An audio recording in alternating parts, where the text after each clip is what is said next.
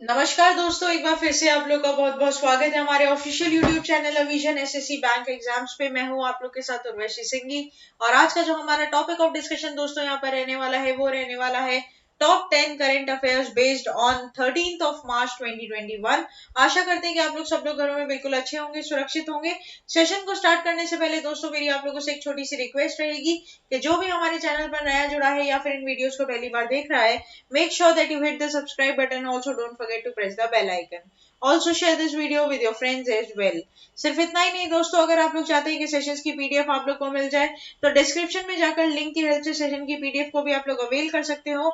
और साथ ही साथ आप लोग हमारे ऑफिशियल टेलीग्राम चैनल अविजन इंस्टीट्यूट के ग्रुप को भी जरूर ज्वाइन कीजिए, ताकि जितनी भी रीसेंट अपडेट्स होती है आपकी पैटर्न रिलेटेड या फिर रिजल्ट रिलेटेड, वो सभी आपको वहां पर नोटिफाई कर दी जाए। साथ ही साथ दोस्तों आप लोग हमारे ऑफिशियल वेबसाइट को भी विजिट कर सकते हैं, जिसका नाम है आपका avision.co.in।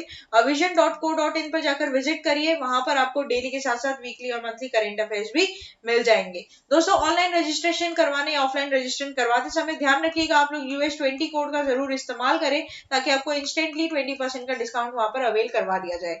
ये आपका ऑफलाइन और ऑनलाइन दोनों क्लासेस के लिए वैलिड रहेगा दोस्तों। तो चलिए फिर बिना किसी देरी के स्टार्ट करेंगे आज के हमारे सेशन का पहला क्वेश्चन आप लोगों की स्क्रीन पर। Which among the following bank has been taken out of the PCA framework by RBI recently? तो PCA framework पहली बात तो आप लोगों का क्या हो जाता है दोस्तों, तो ये हो जाता है आपका prompt corrective actions, राइट। तो ये बात आप लोगों को इधर क्या करनी होगी, ध्यान रखनी होगी। ऑप्शन है आप लोगों के पास IDBI bank, UCO bank, Indian overseas bank, central bank of India. Here the correct option will be option number A, that is IDBI bank. ठीक है दोस्तों, तो IDBI बैंक के ऊपर से आपका ये PCA क्या कर दिया गया है, अब रिमूव कर दिया गया है by the RBI, that is our central bank of India. आगे बढ़ने से पहले दोस्तों बात करेंगे आईडीबीआई बैंक के चेयरमैन की। तो यहाँ पर आईडीबीआई बैंक के जो आपके सीईओ हो जाएंगे वो हो जाएंगे कौन, ध्यान रखिएगा, राकेश शर्मा। इनका नाम यहाँ पर आपको क्या मिलेगा, राकेश शर्मा। और साथ ही साथ अगर मैं बात करूं आईडीबीआई बैंक के हेडक्वार्टर की, तो वो दोस्तों आपको लोकेटेड हो जाएगा मुंबई, महाराष्ट्र में। ठीक है, चलिए फिर इसके बारे में हम लोग पूरी डिस्कशन ले लेते हैं। तो reserve bank of India on Wednesday lifted the tough restrictions on the operations of IDBI bank under its PCA framework. ठीक है, तो ये बात एक तो आप लोग ध्यान रखोगे कि दोस्तों यहाँ पर पीसीए फ्रेमवर्क के बारे में अगर मैं बात करूं तो आरबीआई का एक पीसीए फ्रेमवर्क होता है, जिसमें वो ये चेक करता है कि कोई भी बैंक अपना सीएआर, अपनी असेट की क्वालिटी और साथ ही साथ उसका लिवरेज रेशियो, इन तीनों को बरकरार रख रहा है कि नहीं रख रहा है। अगर कोई इसके बरकरार रखने में कोई भी बैंक फेल होती है तो उसके ऊपर पीसीए फ्रेमवर्क लगाया जाता है। ठीक है, जो कि लगाया जाता है किसके द्वारा, रिजर्व बैंक ऑफ इंडिया के द्वारा। तो ये बात आप लोग को ध्यान रखनी है कि इन तीनों मेजर्स के ऊपर क्या होते हैं, चेक होता है कि पीसीए बैलेंस हो रहा है या नहीं हो रहा है। तो आईडीबीआई इतने दिनों से अपने पीसीए को मेंटेन नहीं कर पा रहा था, लेकिन फिर यहाँ पर पता चला कि इन्होंने एक लेटर भेजा है आरबीआई को और उसमें ये बात बताई है कि ये आप अपने पीसीओ को पूरी तरीके से मेंटेन करने में सक्षम है। तो IDBI bank has put over the central bank PCA framework in 2017। The bank regulator had introduced the PCA mechanism in 2002 that forced banks to follow preset guidelines in their performance in terms of capital adequacy ratio, net non-performing assets and return on investment, that is your leverage ratio। ठीक है, तो ये बात भी आप लोग को इधर ध्यान रखनी होगी। नेक्स्ट चलते हैं क्वेश्चन नंबर 2 की तरफ। क्वेश्चन नंबर 2 हमें क्या बोलेगा ये देखेंगे। Kiran Bedi has been presented with baton of honor by President Ramnath Kovind in the recognition of her services to dash Indian Police Service, Union Territory of Puducherry, United Nations Police और Bharatiya Janata party. Here the correct option will be option number B, that is Union Territory of Puducherry।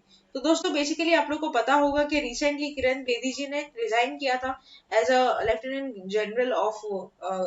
Governor of your union territory Puducherry, और उसके जगह पर जो हमारे पास यहाँ पर आए हैं वो है टी सौंदरराजन, राइट। तो ये भी ध्यान रखिएगा।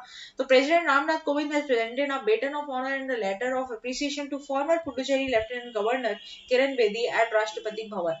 The former Puducherry Lieutenant Governor received a baton of honor decorated with the emblem of Indian Republic and the appreciation letter recognizing her service in the Union Territory of Puducherry, right? तो ये जैसे कि बात मैंने आप लोगों को यहाँ पर बोली, February 16 को इन्होंने क्या किया था, रिमूव की गई थी ये as a lieutenant governor of Puducherry और उसकी जगह पर आए थे आपके टी सौंदरराजन, ठीक है, जिसने एडिशनल चार्ज लिया है वहां का। ये बात भी आप लोग इधर ध्यान रखिएगा, बहुत इंपॉर्टेंट रहेगा, सीधा क्वेश्चन बन सकता है। बेटन ऑफ ऑनर किसको मिला है, तो किरण बेदी को मिला है, और किसके द्वारा मिला है, तो रामनाथ कोविंद जी के द्वारा मिला है, जो कि अभी हमारे रिसेंट प्रेसिडेंट है इंडिया के। नेक्स्ट चलते हैं क्वेश्चन नंबर 3 की तरफ। वो क्वेश्चन नंबर 3 हमें क्या बोलेगा ये देखेंगे। Anurag Thakur is the first BJP MP to promoted as a captain in the territorial army. He is an MP of which state? Option है आप लोग के पास राजस्थान, गुजरात, उत्तराखंड, हिमाचल प्रदेश है। The correct option will be option number D, that is Himachal Pradesh. तो दोस्तों जैसे कि आप लोग देख भी पा रहे हैं, union minister Anurag Thakur become the first serving MP to get promoted as captain in territorial army. Union minister state of finance and corporate affairs Anurag Thakur has been appointed as captain in the territorial army on March 10, 2021. Thakur has been promoted to the rank captain of 124 Infantry Battalion, Territorial Army Sikh. Earlier, he was commissioned into Territorial Army as lieutenant in July 2016 by Chief of Army General Dalbir S. Suhag TA। ठीक है, तो basically यहाँ पर जो जानने की बात वो ये है कि यहाँ पर इनको प्रमोशन मिला है as a captain in territorial army. उनका नाम आपको ध्यान रखिएगा, अनुराग ठाकुर। ये बात आप लोग को यहाँ पर ध्यान रखनी है, जो कि क्या है, हमारे finance and corporation affairs minister है। ठीक है, Thakur is the 4 time BJP MP for Hamirpur in Himachal Pradesh. ये बात भी आप लोग को इधर ध्यान रखनी होगी। नेक्स्ट चलते हैं क्वेश्चन नंबर 4 की तरफ, और क्वेश्चन नंबर 4 हमें क्या बोलेगा ये देखेंगे। Who has been appointed as a new chief statistician of India CSI. तो दोस्तों यहाँ पर आप लोग को पूछा जा रहा है कि कौन चीफ स्टैटिस्टिशियन ऑफ इंडिया चुने गए हैं इनमें से। तो आपके पास ऑप्शन है दोस्तों यहाँ पर GP Samanta, Shridhar Srivastava, Ratan Chand, Kabir Chaudhary. Here the correct option will be option number A, that is GP Samanta. तो दोस्तों जीपी समांता को यहाँ पर क्या बनाया गया है, आपका स्टैटिस्टिशियन ऑफिसर बनाया गया है, और जो बात आप लोग के लिए यहाँ पर क्या रहेगी, यहाँ पर इंपॉर्टेंट रहेगी दोस्तों। तो चलिए आगे बढ़ते हुए ऑप्शन नंबर ए यहाँ पर करेक्ट हो जाएगा, और आगे बढ़ते हुए हम पढ़ते हैं इसके बारे में। The government has appointed GP Samanta as a new chief statistician of India for period of 2 years. Samantha will now an advisor of RBI Department of Statistics and Information Management. दोस्तों ये कहीं ना कहीं आपके बैंकिंग अवेयरनेस के related भी important रहेगा, क्योंकि ये आरबीआई के डिपार्टमेंट के हेड बनाए गए हैं, जो कि स्टैटिस्टिक्स को लेकर यहाँ पर बात करेंगे आरबीआई के साथ। Currently doctor Samanta was serving as an adviser of RBI department of statistics and information management. He will replace Chhatrapati Shivaji who has holding the additional charge of the post since September 2020। ठीक है, इनको रिक्रूट करने से पहले इसकी जगह पर जो एडिशनल चार्ज के होल्ड कर रहे थे वो थे छत्रपति शिवाजी, और साथ ही साथ doctor Samanta will also serve as a secretary of ministry of statistics and programme implementation, right, MOSP. ये बात भी आप लोग को इधर ध्यान रखनी होगी। नेक्स्ट चलते हैं क्वेश्चन नंबर 5 की तरफ। क्वेश्चन नंबर 5 हमें क्या बोलेगा ये देखेंगे। Imran Amin Siddiqui has been appointed as the executive director of which bank. Punjab National Bank, Canara Bank, Indian Bank, Bank of Baroda। Here the correct option will be option number D, that is Indian bank. तो दोस्तों यहाँ पर Indian bank के आपके executive director बनाए गए हैं कौन, इमरान अमीन सिद्दीकी को। ये बात आप लोग को इधर क्या करनी होगी, ध्यान रखनी होगी, ये बहुत इंपॉर्टेंट रहेगा, ये डायरेक्ट क्वेश्चन आपके एग्जाम में फॉर्म कर सकता है। तो इमरान अमीन सिद्दीकी को दोस्तों ईडी बनाया गया है आपका इंडियन बैंक का।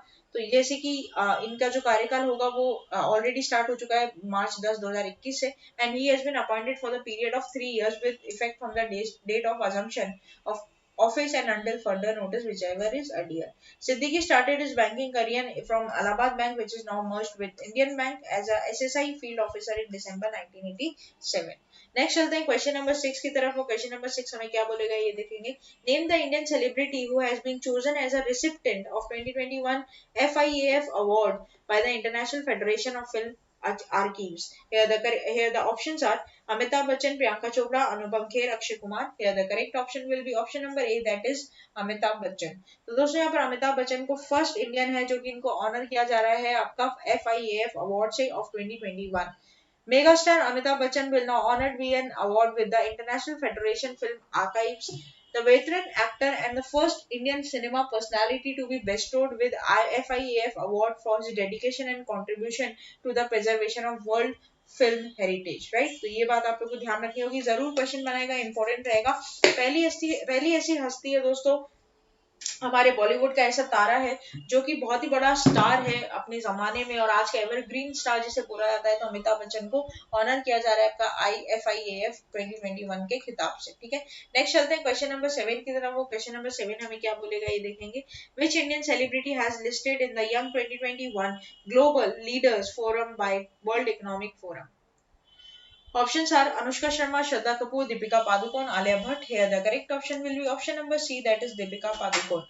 So Deepika Padukone को inducted in the WEF 2021 Young Global Leaders list. Bollywood actor Deepika Padukone has joined the forum of the Young Global Leaders for the year 2021, compiled by the World Economic Forum. The 2021 class of list of comprises 112 most promising leaders of tomorrow under the age of 40 who are involved in the activities ranging from advocating the public healthcare campaign and in inclusively the medical research. तो basically दोस्तों depression के लिए भी आप लोग को मैं बता दूं, इन लोगों ने दीपिका पादुकोण ने बेसिकली अपना एक एनजीओ खोला है जो डिप्रेस्ड लोगों की हेल्प करता है, राइट। जो भी लोग डिप्रेशन में है या फिर डिप्रेशन की कुछ सिम्टम्स को फील कर रहे हैं तो उनके लिए ये एनजीओ काम करता है जिसका नाम आपका लव लिव लाइफ, राइट। ठीक है, ये बात भी आप लोग ध्यान रखिएगा। नेक्स्ट चलते हैं क्वेश्चन नंबर 8 की तरफ। वो क्वेश्चन नंबर 8 हमें क्या बोलेगा ये देखेंगे। Hamed बकायो who has passed away recently was serving prime minister of which country? Ghana, Ivory Coast, Madagascar और सीरिया लियोने है। The correct option will be option number B, that is Ivory Coast. तो दोस्तों Ivory coast के आपके prime minister जिनका नाम है बकायो के, इनका क्या हो चुका है दोस्तों, आप लोग का देहांत हो चुका है और ये 56 इयर्स ऑफ एज के थे जब इनकी डेथ यहाँ पर हुई थी। इसके बारे में और आगे जानने के लिए आप लोग पूरी डिस्क्रिप्शन यहाँ पर देख सकते हैं। और साथ ही साथ मैं आप लोग को बता दूं दोस्तों, करंट अफेयर्स का जो दबदबा रहता है, जो वेटेज रहता है एग्जाम में देखने को बहुत ज्यादा मिलता है जब भी आपका एग्जाम हो। ये बात ध्यान रखिएगा कि आपको 6 to 8 मंथ के करंट अफेयर्स अपनी टिप्स पर रखने होंगे। इसके लिए आपको और कहीं जाने की जरूरत नहीं है, सिर्फ अविजन एसएससी बैंक एग्जाम्स को सब्सक्राइब करिए और साथ ही साथ आप लोग हमारे ऑफिशियल वेबसाइट को भी जरूर विजिट करिए। दोस्तों इनकी जो मृत्यु हुई थी वो कैंसर के द्वारा हुई थी, ये बात भी आप लोग ध्यान रखिएगा। नेक्स्ट चलते हैं क्वेश्चन नंबर 9 की तरफ। क्वेश्चन नंबर 9 हमें क्या बोलेगा ये देखेंगे। The annual joint military exercise Dustlik 2 has kicked off between Indian army and which country? Kazakhstan, Uzbekistan, Mongolia, Ukraine. Here the correct option will be option number B, that is Uzbekistan. तो दोस्तों second Indo-Uzbekistan field training exercise Dust Lake commence in Ranikhet, Uttarakhand. The second edition of India and Uzbekistan joint military exercise जिसका नाम आपका क्या है, Dust Lake 2, commenced on foreign training node Chaubatia, Ranikhet, Uttarakhand on March 10, 2021. The 10 days annual bilateral joint exercise will culminate on March 19, 2021. The first edition of the exercise was held at Uzbekistan in November 2019. 45 soldiers each from Uzbekistan and Indian Army are participating in the exercise and this is very very important. Next चलते हैं question number 10 जो कि आज के हमारे session का दोस्तों last question रहेगा। Which bank launches Wear and Pay? Very very important. कौन सी ऐसी बैंक है जिसने Wear and Pay contact lens payment का लॉन्च किया है यहाँ पर? एक्सिस बैंक, बंधन bank, HDFC bank, ICICI bank. The correct option will be option number A, that is axis bank. दोस्तों एक्सिस बैंक एक वेयरेबल्स लेकर आए जहां पर आप लोग अगर अपनी लॉकेट्स को पहनोगे या बैंड को, जैसे कि यहाँ पे देख भी पा रहे हैं, बैंड पहनो या की चेन पहनो या वाटर लूप पहनो, वॉच लूप पहनो, ठीक है, जो कि आपको मिलेंगे सिर्फ 750 रुपए में, बैंक के द्वारा आपको प्रोवाइड की जाएगी और जहां से आप लोग क्या कर सकते हो, कॉन्टेक्टलेस पेमेंट कर सकते हो दोस्तों। जैसे कि आप लोग फोटो में भी देख पा रहे हो, सिर्फ स्मार्ट वॉच के जरिए आप लोग पीओएस मशीन पे रखोगे और वो अपने आप क्या कर लेगा, ट्रांजेक्शन कर लेगा। ठीक है, ये बहुत ही अच्छी चीज मुझे यहाँ पर देखने को मिली है। डेफिनेटली यहाँ पर कुछ और सिक्योरिटी, साइबर सिक्योरिटी नॉर्म्स आएंगी जो आने वाले टाइम में हम आपको कन्वे कर देंगे।